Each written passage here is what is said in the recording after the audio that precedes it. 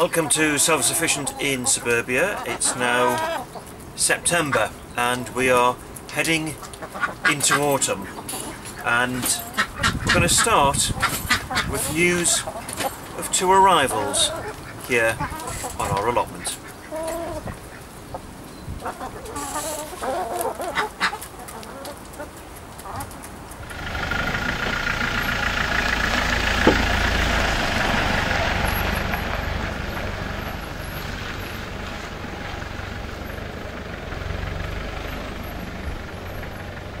We've just got back from Scotland, and the reason why we went up there was to collect a couple of goats. Now, this is the next big project that we've got, and the reason why we're getting goats is because we need the milk, and this is a big hole at the moment in our self-sufficient diet. We don't have any milk, so therefore no cheese, no yogurt and so on. So we've been up to Scotland, we've bought a nanny and her own nanny kid, and the nanny kid is about 4 months old, so she should be mature by next year. So that's what we've got.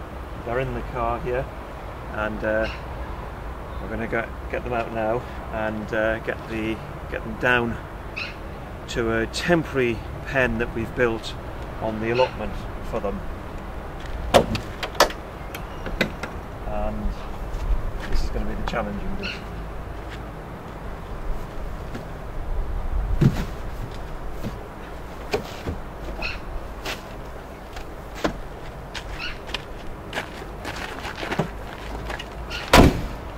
So, yeah, this is the nanny kid. She just introduced herself there. So I'm going to get her down now to the allotment.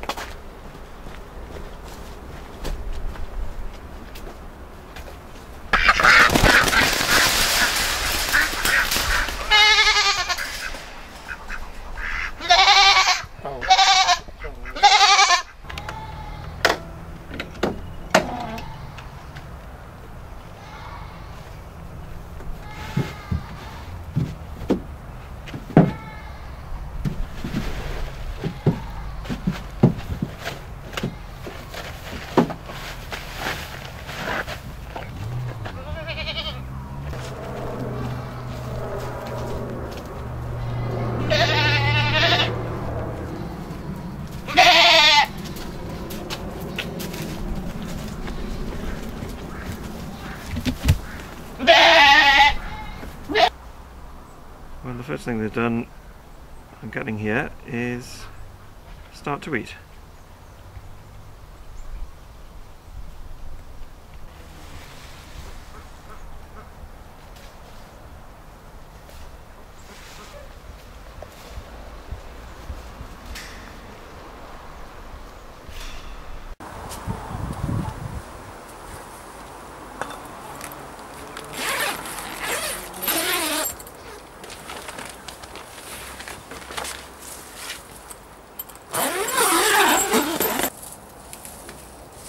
We're in one of our polytunnels, and it is used mainly for growing tomatoes. You can see all around me these tomato plants. Well, we're not going to get any more fruit growing at this time of the year. It's the end of September, and we've picked all the ripe tomatoes. They've gone back to the kitchen, and we'll use them to make sauces and ketchups, and we'll use a few in salads as well. So what we've got left are lots of green tomatoes like that. I'm going to pick them all, and the green tomatoes will sit in a tray in the greenhouse and ripen up there. Any that then ripen will go back to the kitchen for use. Any that stay green, we will use them to make green tomato chutney, and all these plants in here are going to come out in the next day or so. We'll get this stripped clear so that we can start planting some of our autumn and winter crops in here.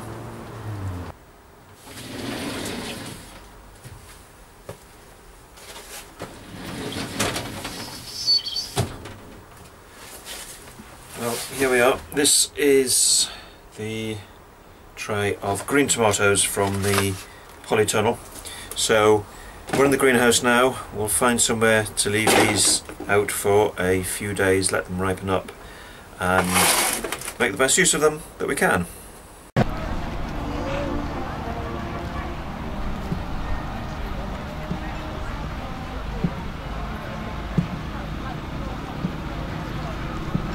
We are back at the Bow Show. We came here first time last year and just randomly decided to enter some of the jam making competitions and the egg competitions, and we won some prizes last year, so we felt we had to come back this year with more competitions to enter, and the judging is still taking place, so we've got to wait a while for that. So we'll have a look at some of the competitions that we've entered. Well, the bigger loaf is the one that I made. We have 3 entries in the jelly making competition. That's the rowan, red currant and bramble. And next to it is the lemon curd. That's ours there. We have 3 entries in the jam making competition. We've got blackcurrant jam, rhubarb, apple and ginger, and summer fruit jam. Well, there's lots of competition for the egg prize, and that's our entry there. Eggs laid by our Marrow Copper Black.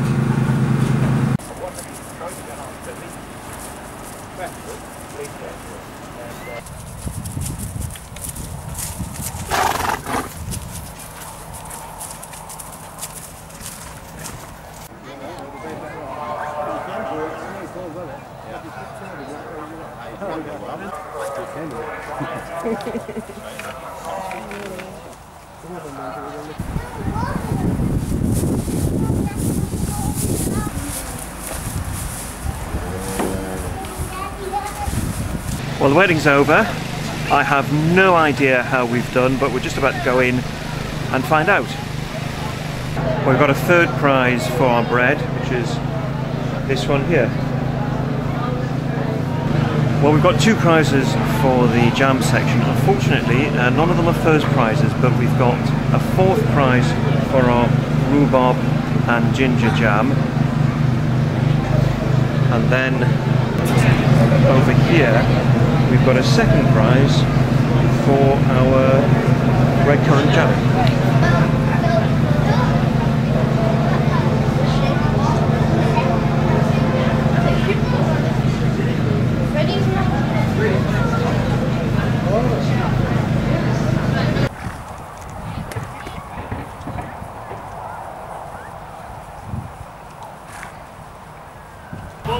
Well, that's it, another year at the Bow Show. We didn't quite match our record for last year, so am I disappointed? Well, of course not, because as they always say, it's the taking part that counts. Well, anyway, that's it, back to the allotment now, and back to gardening and goat keeping. One of the things we try to encourage people to do is to trade their surplus vegetables and produce from their allotments and their gardens, and a few minutes ago one of the local allotment societies called up here to give us all their produce from their annual show, and as you can see, I'm absolutely surrounded by great big marrows, lovely big cabbages, great big turnips, and absolutely monumental sized pumpkins, which we'll be using next month in Halloween. And we paid for all of this with a load of jam and honey. Every year we grow runner beans, and we always get a good crop no matter what the weather is like, and this year is no different. We have had a bit of a bumper crop this year, so this year we have frozen bag loads of them. In previous years we've salted them, we've turned them into a chutney, But what we're going to have a go at this time is actually pickling these. So we're going to do that back in the kitchen. First job to do is to top and tail the bean pods.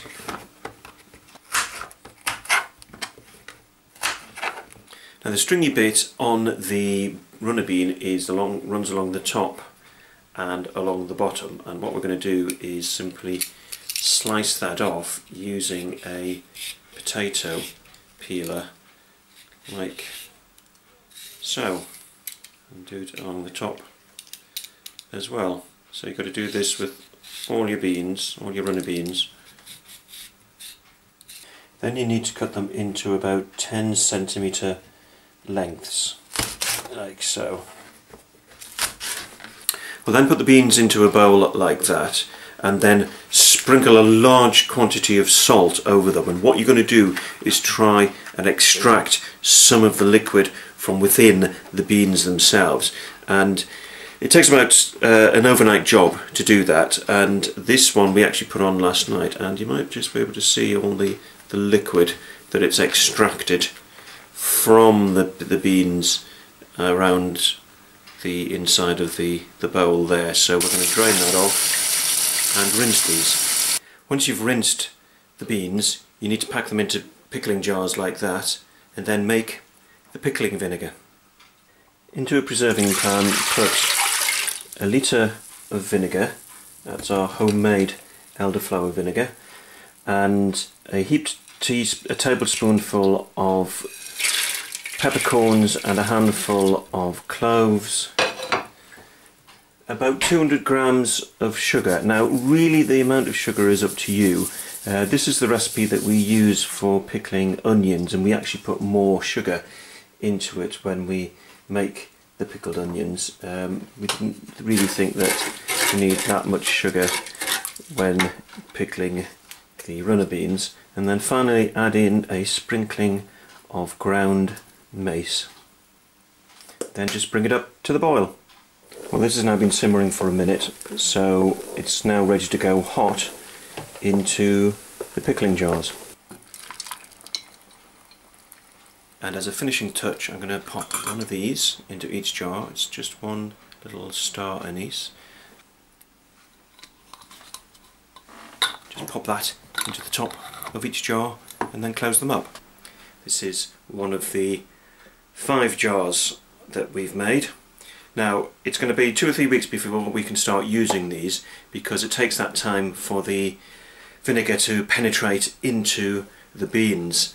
But that was one of the reasons why we salted it, was to extract from it the moisture and replace it then with the pickling vinegar as we've got there. So a couple of weeks time we'll start to use these. Now that we've picked all the tomatoes here in the polytunnel, this lot can be stripped out, and we're even going to let the hens into the polytunnel. They can help dig up the earth as well, but within the next day or so this lot will all be taken out.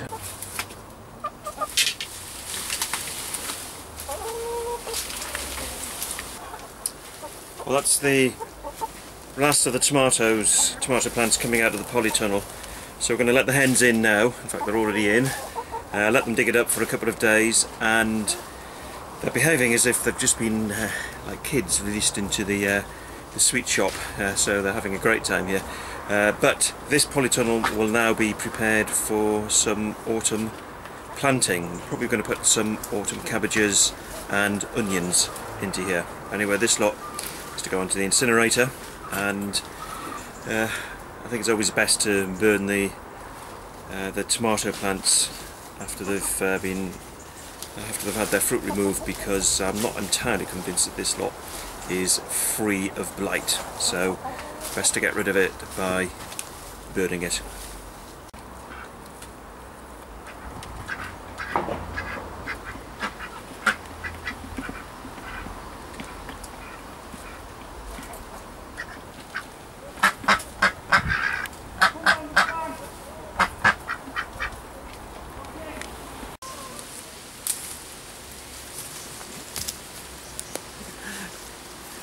Well, we're in our goat paddock here on the allotment, and I've been picking elderberries. Now, years ago, elderberries were, the arrival of elderberries was a sign that autumn was arriving, but also it was a sign to get out the wine making equipment. And unfortunately, nowadays, a lot of people have rather given up on wine making. Sorry, I have a goat here who's very interested in what I'm holding. And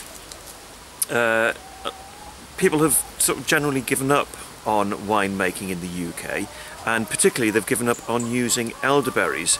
And elderberries are very versatile. They can be used for all sorts of cooking, and they're full of vitamin C as well. And what I'm determined to do is to revive the use of elderberries. So these are going to go back to the kitchen, and I'm going to use them to make some elderberry jelly and some elderberry wine. And back in the kitchen, we're going to start with the elderberries, with the jelly making, and show you just how to make a really lovely jelly using elderberries. Of course, the mistake of being in the goat pen is that, in the goat paddock, is that the goats will come and eat my elderberries as well. So I'm going to have to pick some more.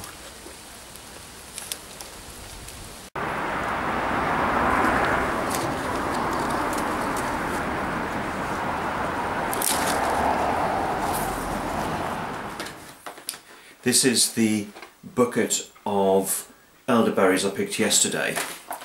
Quite a few kilos there. And this is a bucket of some of our windfall apples. Now, these apples are a bit bashed and they're not going to last, so we're going to use these in making preserves. Some of them we're feeding to the goats as well because I rather like them. And we want to get these used up as soon as possible because they ain't going to last. So what we're going to do is combine these with the elderberries to make an elderberry jelly.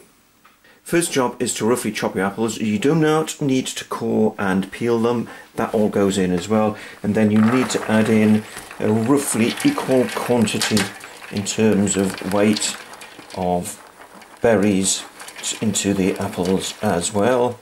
And then just add a little bit of water just to stop the apple and berries catching on at the bottom of the pan, and then simply apply heat. Once it's come up to the boil, turn the heat down and let it simmer for at least a couple of hours. Well, this pan has been simmering away for a couple of hours and it's boiled down to a nice wet sloppy pulp. The apple is all very soft and it's very much disintegrated into the mush, so this is now ready to be strained. The pulp has been straining overnight, so it is now ready to be measured and to go back into the jam pan. Once it's come up to the boil, you need to add a kilo of sugar for every litre of liquid. Now that will cool down the liquid a bit, and once all the sugar's added, you then need to bring it back up to the boil again. Well, the pan's been on a rolling boil for a while now, and what we're going to do now is test to see whether it's come up to the setting point. To do that, you need to put a dollop of it on a saucer like that, and if it forms a skin, so you can see there's a skin developing on there, you can see it dangling there. That means it's hit its setting point and this is ready to go into hot sterilised jars.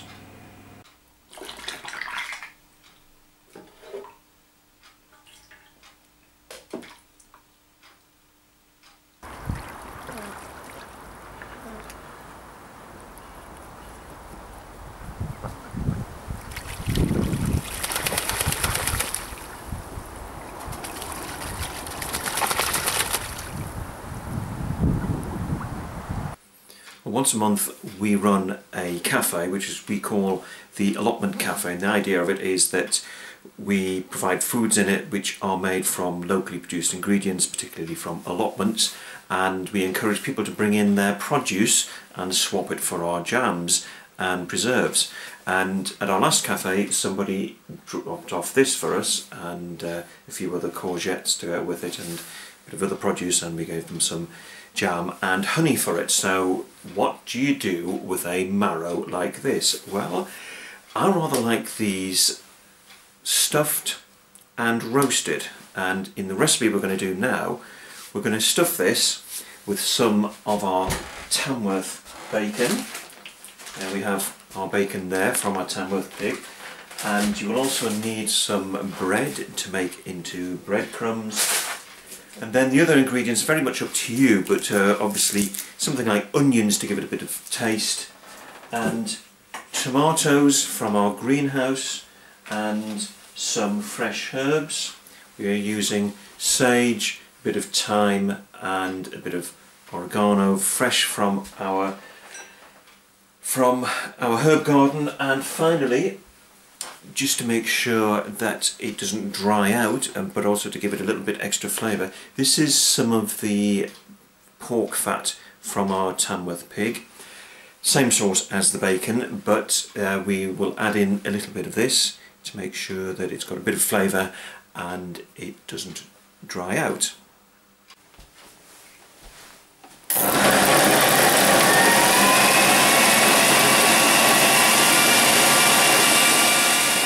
All those ingredients I mentioned a moment ago, other than the bread, which is now made into breadcrumbs, all those ingredients went into the food liquidizer there, and they are now going to be mixed with the breadcrumbs to make the stuffing. I'm going to mix this together. Now you can use sausage meat if you want. We happen to be using our bacon because we have a reasonably good supply of our Tamworth bacon at the moment, but I'm going to add in to this a little bit of the pork fat, just to make sure that it's going to stay nice and moist once it goes into the marrow.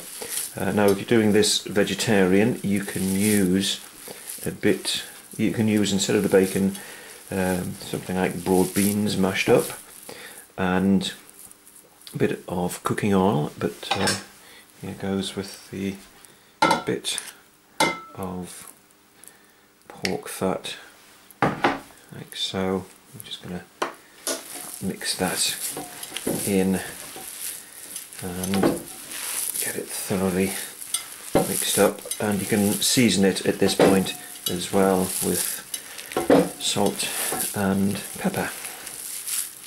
Next job is to slice the marrow down the middle, like so. Now you can see the lots of seeds and so on in there, and what we're going to do is we're going to scoop them out, and you don't throw them away, you keep them and you stick them into a vegetable soup or a courgette soup, or if they're a little bit too big you can feed them to your livestock. We could give them to our goats or our hens, but make sure that absolutely nothing is wasted. As you can see, they are now scooped out. Now, the little idea I had was slice the bottom like that. That gives them a flat surface on the baking tray that they're in now and stops them wobbling around, particularly when you're adding the stuffing, and that's what we're going to do now. Here are the marrows now stuffed, and what we've done is we've added about half a mug of water into the tray just to get, again, to stop them from drying out. So these are now ready to go into the oven at 200 degrees centigrade for about half an hour. Marrow's now had half an hour in the oven, so we're going to check to see if it's ready.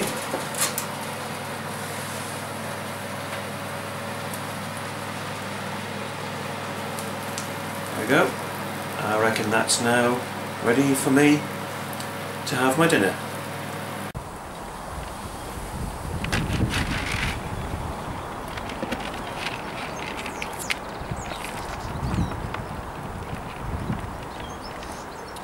Well, I have a couple of well-fed goats here that rather like these pellets that we've got for them, and they're making quite a meal of them. But that's it for this edition of Self-Sufficient in Suburbia. Join us next month when we will be well into autumn and well into the preserves making season. So hopefully you'll join us then.